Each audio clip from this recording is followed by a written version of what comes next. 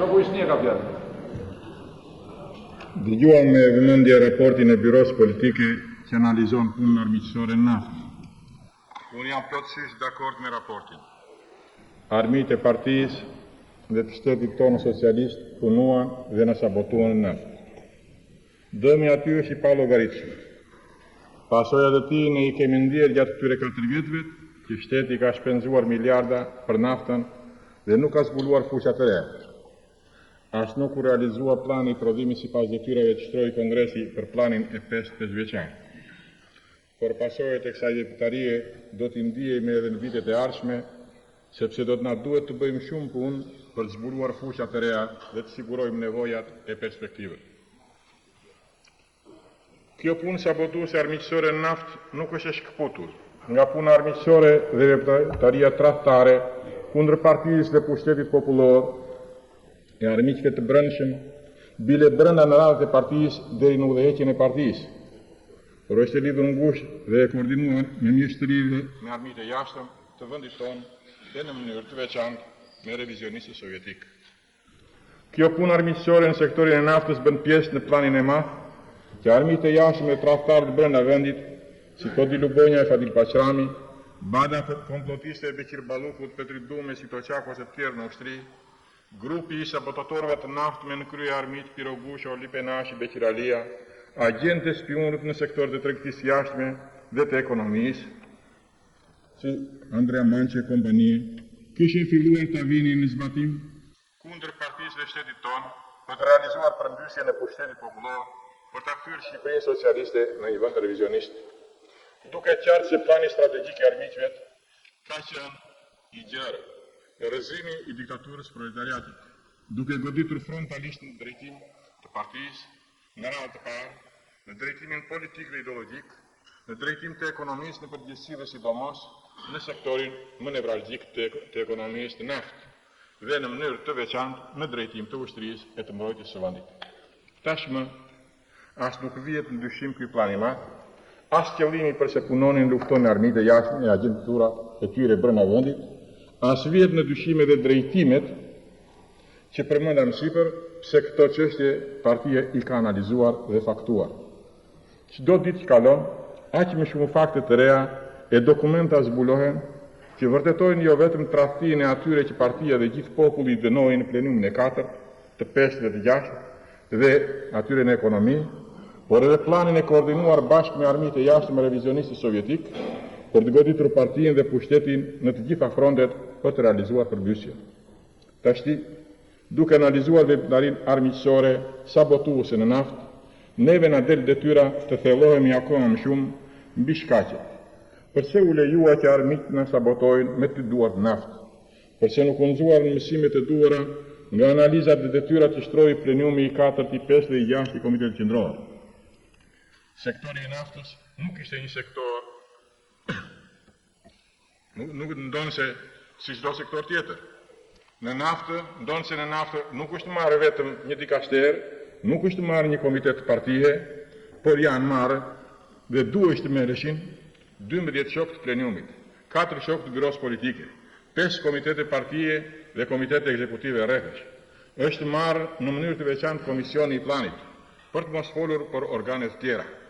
Prapë se prapë, sektori i naftës mbeti sektor i mbyllur, nuk u nxuar mësime nga plenumi i 4, i 5 dhe i 6.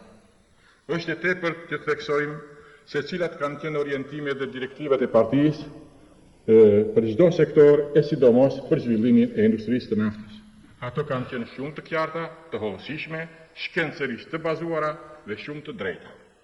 Mirë po puna në naftë nuk u ndërtua dhe nuk është kryer në bazë të këtyre direktivave e vendimeve të partisë.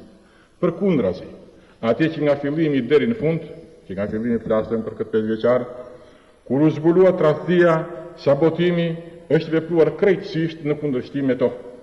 Këtu vihet një pikpyetje e madhe. Mirë armiqtë dhe sabotatorët që i kishin caktuar qëllimin vetes dhe ata bën punën e tyre. Po Ministria e Industrisë dhe Minierave, përse nuk i përfilli vendimet e drejta të partisë për naftën? Përse Ministria e Industrisë dhe në mënyrë të veçantë Koço Theodosi ka mbajtur këtë qëndrim? Ky qëndrim i Koços tashti është shumë i qartë Për mua, Koqva është komplis me sabotatorët. Fajet e Koqos janë shumë të rënda. Kështu shpjegohet dhe qëndrimi shumë negativ që mbajti Koqva jo vetëm në aktivin e partisë në Fier, jo vetëm në mbledhjen e qeverisë dhe byros politike, por edhe përpara këtij plenumi. Dolli qartë në këtë plenum se Koqva nuk është viktimë e gabimeve të pandërgjegjshme në punë. Jo. Ai ka vepruar me ndërgjegje dhe këtë veprimtari të ndërgjegjshme u mundua t'ia fsheh plenumit. Koqva nuk e përfilli ndihmën dhe kujdesin e shokëve që i bën aq pyetje dhe i kërkuan shpjegime. Përkundrazi, mori dhe ato fakte që dihen mirë dhe këtë e bëri se është futur thellë në këtë veprimtari armiqësore në naftë. Koqva nuk është as budalla, as njeri që nuk çan kokën. Ai është aq metikulos sa që shikon edhe gjën më të vogël. Nëse Koqva nuk ka treguar asnjë të njëjtën e atij metikuloziteti për fatin e vendimeve të Komitetit Qendror për naftën, këtë nuk e ka bërë, jo sepse nuk di, por sepse ashtu i duhej të vepronte. Edhe Pirogushoja, Lipenashi e tjerë, me të cilët Koqva kishte aq lidhje të ngushta dhe u besonte aq shumë, të njëjtën gjë bënin. Prandaj u shkonte edhe miqësia, edhe shoqëria. Koqva thot vetë se ka shkuar shumë herë në naftë. Këtu ai na thot të vërtetën, por nuk na thot të vërtetën për çfarë qëllimi ka shkuar. Mos vallë ka shkuar për vizitë, apo ka shkuar për të vënë vullën mendimeve dhe veprimeve sabotuese armiqësore të Lipenashit, Beqiralis, Pirogushos e tjerë? Nëse Koqva thot se ka shkuar për të kontrolluar zbatimin e vendimeve të Komitetit Qendror, atëherë ne i themi se Komiteti Qendror nuk ka marrë deri sot ndonjë raport nga Koqva ku të thotë se vendimet e Komitetit Qendror janë hedhur në shport dhe atje veprohesh në të kundërtën. Pra, ti Koqo, vajtja jote e shpesh në naftë ka qenë për të komplotuar me sabotuesit, jo për të ndjekur zbatimin e detyrave që ka shtruar partia për naftën. Ti Koqo je fajtor. Ashtu si e paraqitet vetë në këtë plenum ti, nuk e bërë gjë tjetër përveç se me qëndrimet e veprimet e tua ke punuar me ndërgjegje për të mos zbatuar direktivat e partisë për naftën, me qëndrimet e tua në kundërshtim me vijin e mësimet e partisë, duke mos dëgjuar e mos përfillur vrejtjet dhe sugjerimet e punëtorëve, të teknikëve dhe specialistëve të naftës, duke mos përfillur sinjalizimet e shumta të organeve të sigurimit, që të kanë thënë haptazi se ka dyshime sabotimi e punë armiqësore në naftë, ti i ke mbështetur, i ke inkurajuar, i ke frymëzuar anëvitje sabotatorët në naftë, të bënin atë që bën, të zbatonin deri në fund porosinë që u kishin ngarkuar padronët e tyre grupi sabotator e tradhtar. Ti dëgjove në aktivin e Fierit se si të folën punëtorët për përgjegjësinë tënde të madhe. Por po e përsëris edhe një herë, me qëndrimet dhe veprimet e tua ti në fakt ke mbështetur sabotatorët dhe armiqt që të vazhdonin pa kokçarje punën e tyre kriminale. Mos u çudit që të them këtë, se them një të vërtet të pamohueshme. Të mos përmend shumë fakte, por vetëm faktin e propozimeve për dekorimin me urdhra dhe medalje apo me dhënie çmimesh të Republikës pjesëtarëve të grupit sabotator që sot janë në burg, dhe veçanërisht për t'i dhënë titullin e herojit të punës socialiste tradhtarit Lipenashi. Ky fakt vërteton më së miri këtë mbështetje dhe këtë inkurajim. A e kupton ti, Koqo, ku je futur? Përse nuk do t'i thuash haptazi Komitetit Qendror, ç'të shtyti ty që të futeshe në këtë rrugë armiqësore? Përse nuk do të ndihmosh partinë dhe të lehtësosh edhe vetveten? Mendoju, reflekto se ka akoma kohë t'i thuash partisë atë të vërtet që deri tash po ja fsheh. Edhe Avdyli nuk ka si ndahet nga Koqva për problemin e naftës. Avdyli ka mbajtur të njëjtin qëndrim si atë që ka mbajtur Koqva. Përse nuk janë përfillur fare vendimet dhe orientimet e partisë për naftën? Këtë pyetje ta bëj ty, shoku Avdyl, se ti je jo vetëm kryetari i komisionit të planit, por edhe për faktin se me naftën je marrë shumë, për të mos thënë aq sa edhe Koqva. Ti je marrë drejt për së drejt i vetë, bile ke patur dhe këshilltarë të posaçëm për naftën që nuk merresh me punë tjetër përveç se me naftën. Në qoftë se ti nuk je interesuar në naftë, për organizimin e të gjithë punës, për zhvillimin e industrisë të naftës, në bazë të vendimeve dhe detyrave që ka shtruar Komiteti Qendror, atëherë përse je interesuar? Këtë pyetje kam të drejtë ta bëj, sepse në naftë puna për këtë 5 vjeçar nuk ka filluar dhe nuk është zhvilluar sipas direktivave të Komitetit Qendror. kjo tashmë dihet. Këto direktiva e vendime janë shkel. Atëhere, çfarë bisedoje ti me Lipenashi, me Beqiralin dhe me udhëheqësit e tjerë dhe naftë? Çfarë bisedoje ti me këta armiqe sabotator, kur nuk bisedoje e të kërkoje llogari se si punonin për të zbatuar direktivat e Komitetit Qendror për naftën? Unë tash ti kuptoj përse nuk i ke patur parasysh vendimet e partisë për naftën dhe në bazë të tyre të ndërtoj gjithë punën, por nuk është vetëm ky rasti që ti nuk i ke mbajtur parasysh vendimet e partisë. Vendimet e partisë për luftën kundër burokracisë del qartë se ti i ke shkelur, duke bërë të kundërtën dhe jo rastësisht. Ti e di se brenda 6 vjetëve janë dyfishuar listë organika dhe janë fryrë organika. Ti ke qenë nxitësi dhe përkrahasi i zjarrit i riorganizimeve dhe hallkave të reja dhe kompetencave të tilla që i qelin në rrugën vetë administrimit të revizionist. Ti je autori i orientimeve që keni dhënë për të futur edhe specialistët e lartë në numrin e përgjithshëm të punëtorëve, orientim ky antimarksist dhe revizionist. Gjithë këto qëndrime e të tjera që nuk dua të përmend, i lidh me qëndrimet e tua këmbgulëse për ju kundërvënë direktivave dhe porosive të vazhdueshme të partisë, siç është për shembull rezistenca që ti ke bërë, duke thënë se në çështjen e planifikimit nuk ka probleme, se çdo gjë e kemi në rregull. Megjithse udhëheqja e partisë dhe posaçërisht shoku e ver ka dhënë porosi për perfeksionimin e mëtejshëm të sistemit planifikimit, për një planifikim sa më shkencor të ekonomisë, ti as i interesuar, kurse vetëm pardje në biron politike na the se ka shumë gjëra për të parë në çështjen e planifikimit. Ti Abdyl tregon veten se interesohet për çdo gjë dhe për gjërat më të vogla. Bile ka ndodhur shpesh që t'u japsh rrugë dhe problemeve të mëdha që të kanë dalë përpara, megjithse ato kërkonin shqyrtimin dhe aprovimin e udhëheqjes kolektive. Për shumë gjëra na ke folur se ke parë dhe ke zgjidhur. Po për naftën, që e ke ditur mirë sa interesohesh udhëheqja e partisë, dhe që e ke ndjekur aq afër, nuk i ke raportuar gjë Komitetit Qendror. Nuk e thënë asnjë fjalë se atje vendimet e Komitetit Qendror nuk zbatoheshin fare, pa bërë fjalë për ligje, rregulla shtetërore e teknike, se ato kanë qenë shkelur me të dy këmbët. Ti ke thënë parambledhjes qeverisë dhe e përsërite edhe në parambledhjes byros politike, se shumë çështje me karakter parimor në naftë nuk shkonin, dhe se këto i kemi biseduar midis nesh dhe i kemi mbyllur. Pse i kemi mbyllur këto çështje të rëndësishme parimore?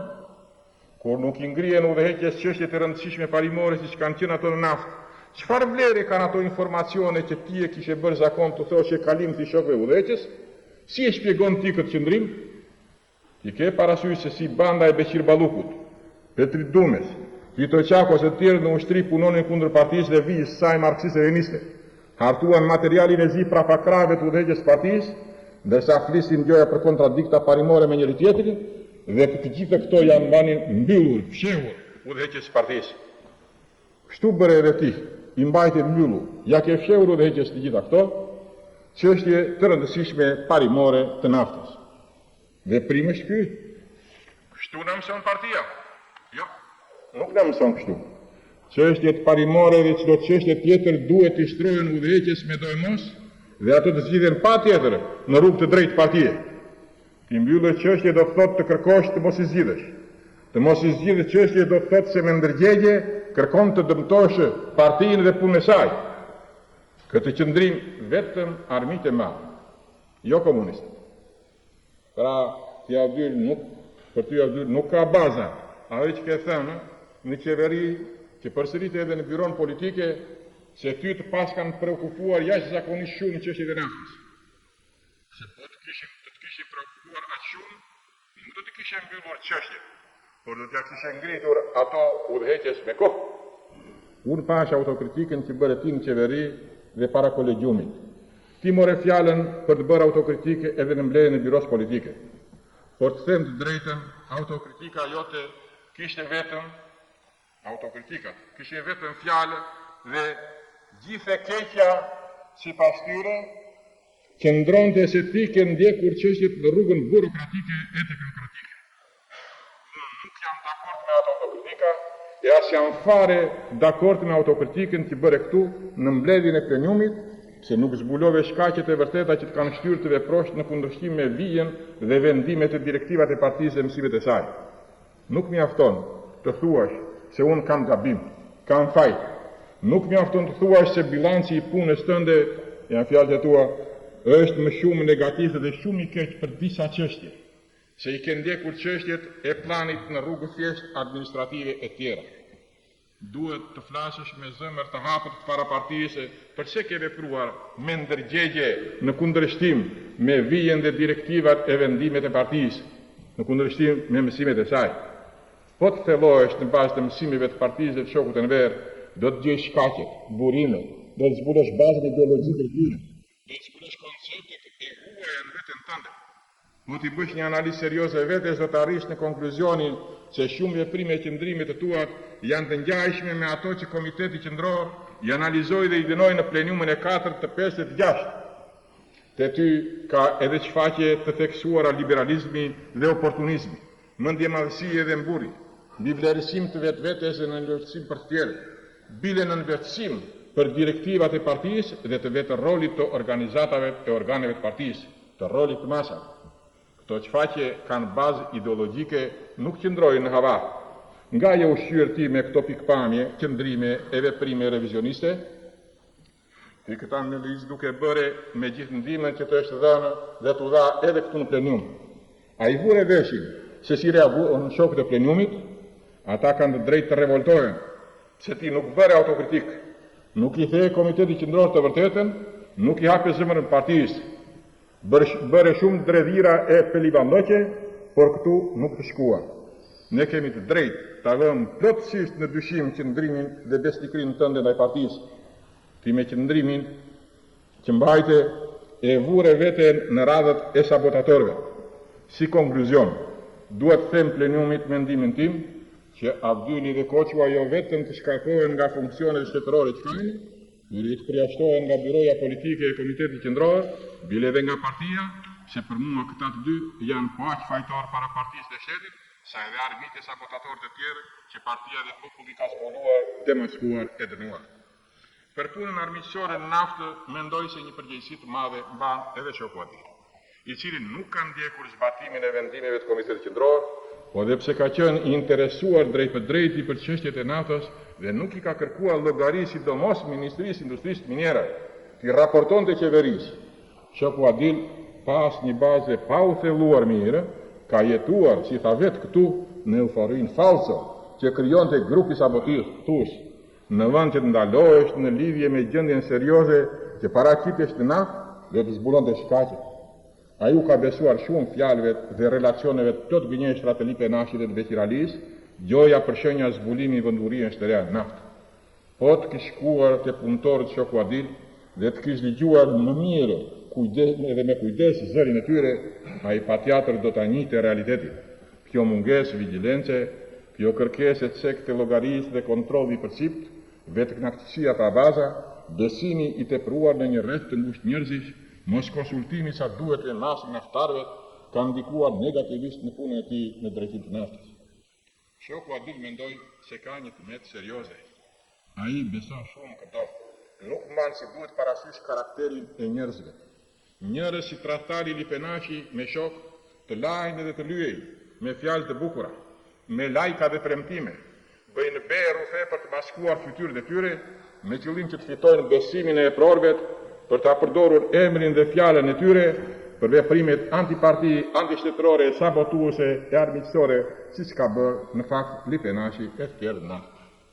Ky besim i tepruar është i palejueshëm, sidomos kur dihet se partia dhe shoku Enver gjithmonë e në mënyrë të veçantë në plenumin e 4 të 5 të 6 na mësojnë për një vigjilencë më të madhe, për një kontroll e analizë të thellë të punës, për kërkesë të rrept llogarisë dhe dhënie përpara përgjegjësisë. Shoku Adil duhet të nxjerrë mësime nga këto gabime dhe u jam i bindur se ai do të nxjerrë mësime. Ashtu si tha këtu, unë jam dakord me autokritikën e tij dhe kam bindje se do të realizoj këtë autokritikë në jetë. Por mendoj se duhet të hiqet vërejtja nga Komiteti Qendror për këtë gabim që ka bërë. Nuk ka dyshim se po të ishte bërë punë shëndosh partie, po të kishte qenë në rolin që i takon organizata e partisë të naftë, sidomos organizata e partisë dhe komiteti I partisë I rrethit të Firit. Armiqtë dhe sabotatorët do të ishin zbuluar më përpara dhe dëmet do të ishin më të pakta. Fakti që në udhëheqjen e partisë të rrethit të Firit, sekretari I parë, tradhtari Pirogusho ka qenë pjesëtar aktiv I grupit komplotistë dhe sabotator, ka ndikuar negativisht në të gjitha punët e partisë Naft. Është fakt se është mbytur zëri I masës. Janë goditur kuadrët që guxonin të kundërshtonin dhe që luftonin kundër atyre që në mënyrë djallëzore kryenin veprimtari armiqësore Naft.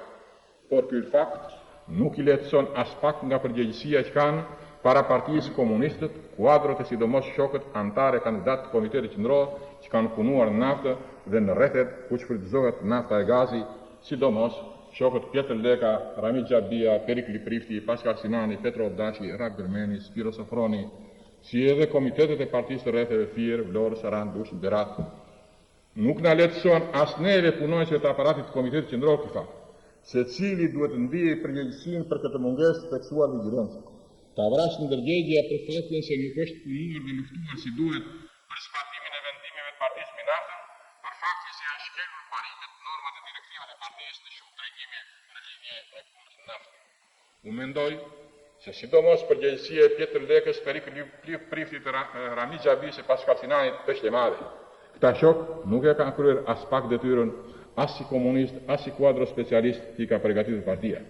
Këtyre, si edhe shokut Spiro Sofroni, duhet Komiteti Qendror të mbajë qendrim dhe mendoj domo që duhet të hiqet vërejtje e rënde I regjistrimit dhe t'i paralajmëroj.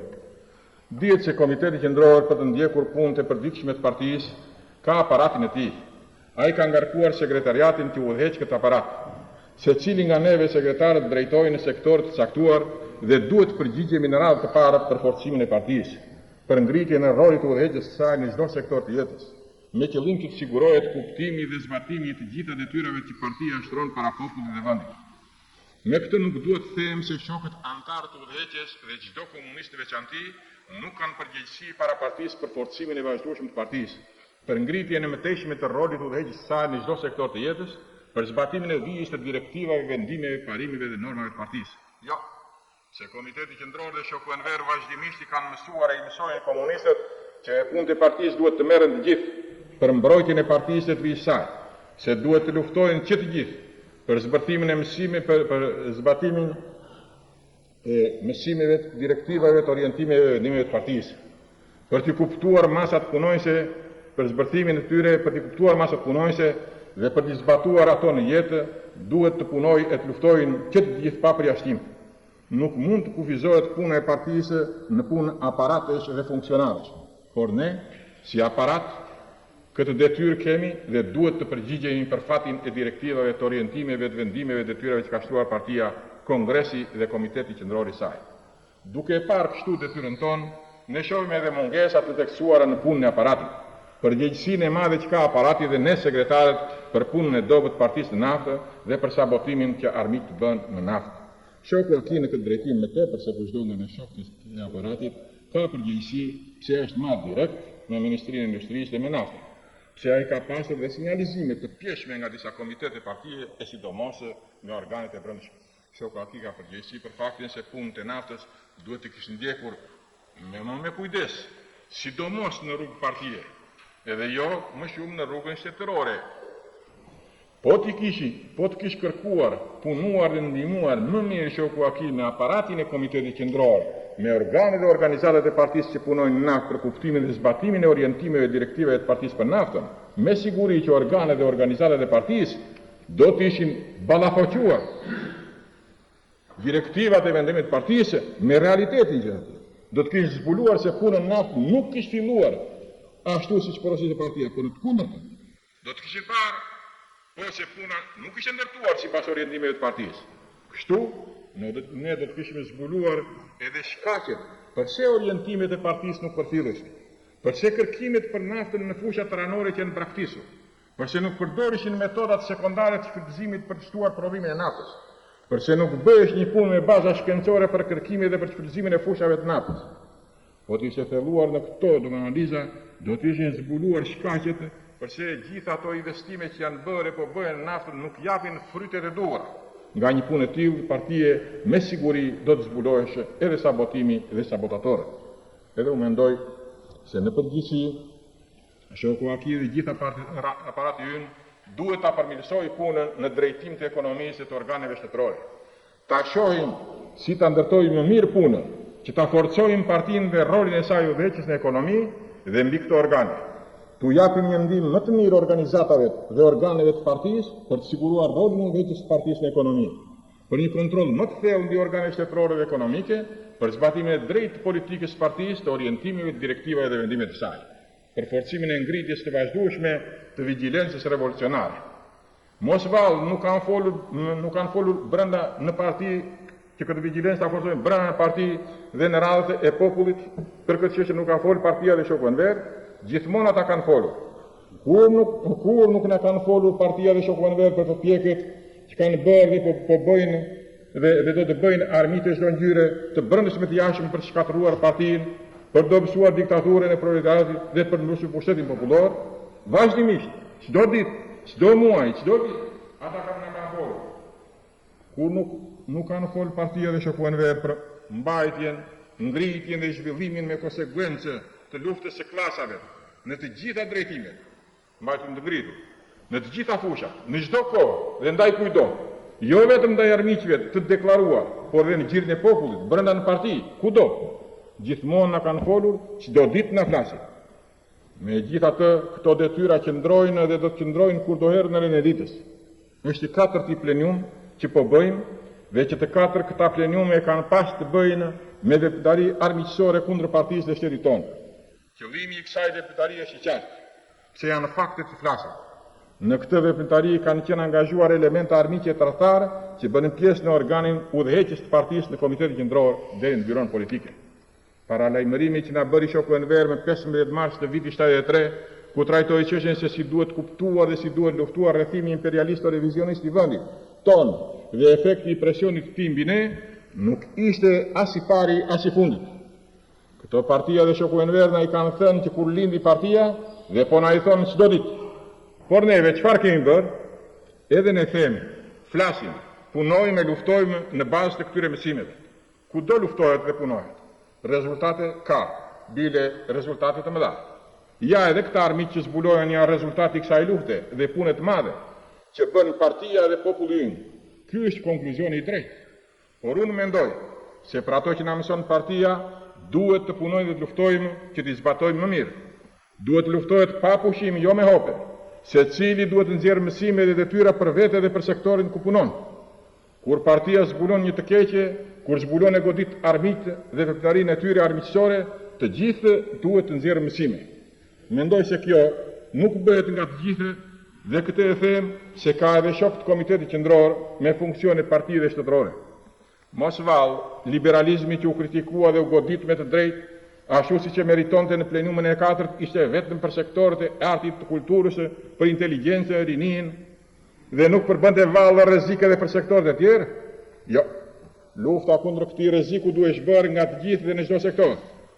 Mos vallë punë armiqësore, komplotiste, tradhtare që u zbuluan në ushtri dhe mësimet që dollën nga analizat që i bën kësaj pune Komiteti Qendror dhe shoku Enver ishin vetëm për ushtrinë dhe partinë ushtri? Jo. Partia nuk ka thënë kështu. Përkundrazi, Komiteti Qendror dhe shoku Enver në mënyrë të posaçme, jo vetëm në këtë sallë, por vazhdimisht çdo ditë na kanë porositur që çdo organ dhe organizat partie, çdo organ shtetëror apo organizat ekonomike shoqërore, çdo komunist dhe kuadër, çdo punonjës duhet të studiojë thellë materialet e partisë, të analizojë punën në sektorin e tij dhe punën e qëndrimet e tij në dritën e këtyre materialeve, të nxjerrë mësime, të nxjerrin detyra dhe të marrin në masa se si ta përmirësojnë rrjedhësisht gjithë punën. Nuk ka se si të mohohet. Gjithë ajo punë kolosale që është bërë, por është punuar nga secili ashtu si na mëson partia dhe shoku Enver, ka luftuar secili të shohë punët e sektorit të tij, punën e tij me atë sy që thot partia dhe shoku Enver. Unë mendoj se jo. Këtu ka shembull nga jeta me shumicë, por unë do të përmend 2 çështje. E para, çështjen e luftës kundër burokratizmit, që tash ka shpërthyer në të gjithë vendin. Është e qartë se çfaqjet e burokratizmit ka kudo.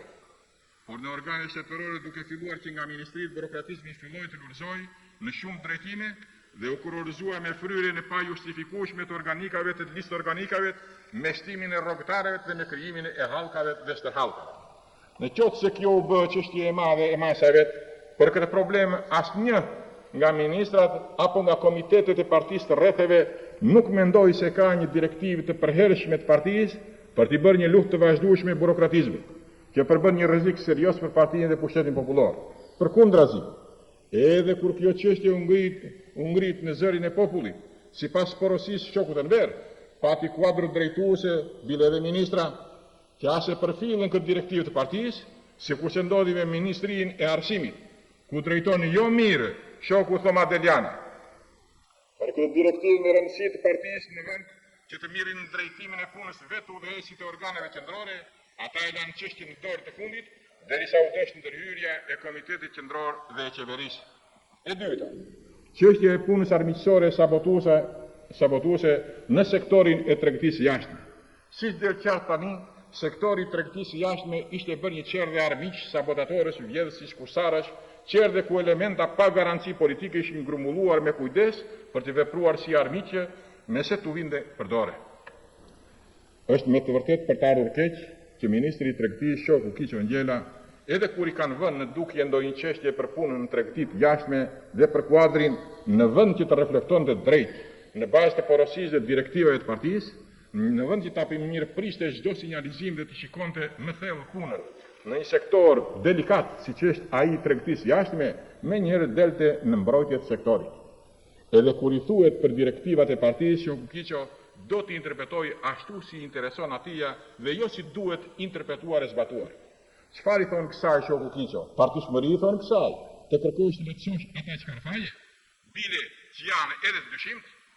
Partishmëri i thonë atij qëndrimi që mban ti shpesh duke i parë besuar disa njerëz vetëm se dinë të lajnë e të lyejnë, për të fituar besimin ndërsa në anë tjetër të vënë minat. Partishmëri i thonë atij qëndrimi që mban ti kur mulkëmës që të lejohet të bredhin e të katrantë të botës, njerëz të tregtisë që duhet të ishin hequr me kohë nga sektori i tregtisë jashtme. Jo, shoku Kiqo, këto nuk janë qëndrime të partishme. Nuk ishte as pak qëndrim partia ai që mbajtë ti me komitetin e partisë Tiranës për kundërshtimet që bëje për qarkullimin e kuadrit në sektorin e tregtisë jashtme. Duhet ta luftosh vendoshmërisht egoizmin, sektorializmin, mendjemadhësinë. Sektori i tregtisë brendshme dhe të jashtme nuk është sektori yt. Ai është një sektor me rëndësi partisë dhe i shtetit tonë socialist. Atje duhet të shikohet, të punohet dhe të zgjidhet çdo detyrë në frym të shëndosh partie, jo nga pozita personale e sektoriale. Ndryshe bie në pozitat e elementave të ligjit dhe të smur që të bëjnë lajka, të lajnë e të lyejnë në sy, por me anë tjetër kërkojnë të vënë minat partisë dhe pushtetit. Njerëz të tillë kanë gjetur vend tek juve në tregtinë e jashtme. Dhe tutje thonë se ky babaxhani ynë është i Zoti i mbron kuadrot. Ty shoku Kiqo të ka munguar dhe të mungon ajo vigjilencë revolucionare që partia dhe shoku Enver na mëson dhe na porosit si të ruajmë dhe ta forcojmë çdo ditë më shumë.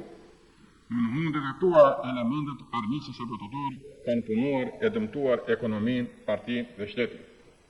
Duke analizuar punën armiqësore në naftë, ne shohim dhe kritikojmë me të drejtë dobësitë, gabimet e tmetat që vrehen në gjithë punën tonë. Mund të duket sikur shumë po e nxjim punën, po bëjmë kritika në çdo drejtim. Unë mendoj se kritikat e drejta që bëjmë nuk e rrësojnë as pak sukseset e mëdha që ka korrur dhe po korr çdo ditë populli në udhëheqjen e partisë në të gjitha fushat për ndërtimin socialist të vendit. Të zbulosh punën armiqësore, të luftosh për të shpartalluar armiqtë dhe planet e tyre, të zbulosh dobësitë, të metat dhe gabimet në punë, të kritikosh ato me forcë dhe me frymën revolucionare që ka karakterizuar kurdo partinë tonë, të nxjerrësh mësime dhe konkluzione nga eksperienca pozitive e negative e punës, dhe të marrësh masa rrënjësore për të plotësuar sa mirë detyrat historike që ka shtruar partia para popullit dhe vendit tonë në këtë fazë të ndërtimit të socializmit, në këto kushte të situatës ndërkombëtare në cilë jetojmë. Kjo tregon forcën e partisë tonë, seriozitetin e saj, vendoshmërinë e saj për mbrojtjen dhe zbatimin e konsekuencës të vijës marksiste leniniste të partisë, të fitoreve të revolucionit tonë socialist, për ta quar gjithmonë përpara revolucionin tonë. Vetëm armiqtë çdo ngjyre i komentojnë dhe do i komentojnë nëse u intereson masat revolucionare që ka marrë dhe merr partia. Vetëm ata që nuk kanë besim të partia jonë heroike dhe vija e saj marksiste-leniniste në çështjen e socializmit dhe të komunizmit, vetëm njerëzit e smur e të infektuar nga ideologjia borgjezo-revizioniste, vetëm ata që para idealit e çështjes së madhe të partisë e të popullit vënë interesat e tyre të ngushta, e kanë vështirë të kuptojnë qëndrimet e vendosura në luftë kundër armiqve dhe masat revolucionare që ka marrë e merr çdo ditë partia jonë. Këta janë pak. Populli ynë heroik me klasën punëtore në krye si kur do erë dhe në unitet të qelnik të rreth partisë, me një patriotizëm të lartë, me një mobilizim të papar, si një trup i vetëm, është hedhur në punë dhe në luftë për ndërtimin e socializmit, ai shpreh dashurinë, besnikërinë dhe vendoshmërinë e tij ndaj partisë dhe çështjes së saj të drejtë, për luftën që ajo bën, për shpartallimin e armiqve dhe për mbrojtjen e partisë të fitoreve të socialiste, të popullit tonë, të pushtetit tonë popullor, të lirisë e pavarësisë së vdeut. Këtë situatë revolucionare që është krijuar, neve na bie detyrë ta mbajmë të gjallë, ta ngrëmë e ta zhvillojmë më tej. Kjo është një detyrë e dorës së para që nuk duhet ta neglizhojmë për asnjë moment. Detyrat që kemi përpara janë të mëdha dhe të vështira. Për vetë kushtet e rrëfimit imperialisto-revizionist në të cilat partia dhe populli ynë duhet të punojë të luftojë për ndërtimin e socializmit dhe mbrojtjen e atëut.